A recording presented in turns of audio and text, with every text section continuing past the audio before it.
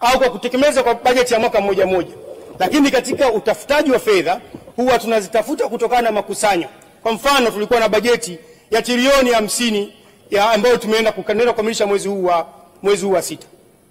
Mheshimiwa Mwenyekiti, tunapokuwa na bajeti hii tuna fedha ambazo zingine tunazikusanya kutokana na mapato yetu ya ndani.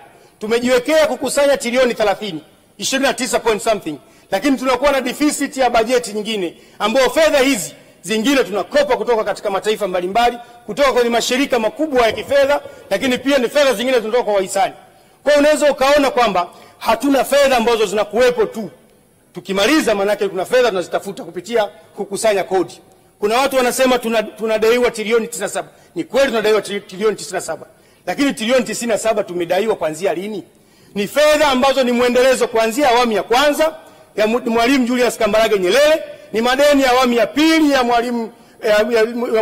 Mwalimu Ali Hassan Mwinyi, madeni ya muendelezo ya Mheshimiwa Mkapa, madeni ya muendelezo ya Daktari Jakaya Mrisho Kikwete, ni madeni ya muendelezo ya Dr. John Pombe Magufuli, na hivyo ni madeni muendelezo katika serikali ya Daktari Samia Suluhu Hassan. Ni madeni ambayo tumeanzia chini mpaka leo kufikia deni la trilioni 97.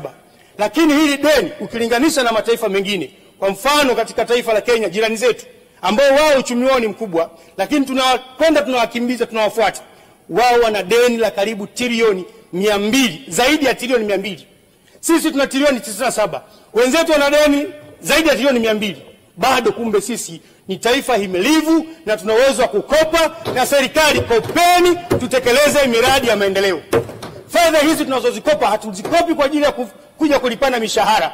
Fedha hizi tunazozikopa zinaenda kutekeleza miradi mbalimbali ya maendeleo. Tumeona wakati tunaanza ujenzi wa reli ya SGR, Dr. Magufuli alitafuta fedha, ni fedha hizo za mikopo. Tumeanza kujenga kutoka Dar es Salaam tukaja mpaka Morogoro, na zikajengwa zingine kutoka Morogoro kuja Dodoma.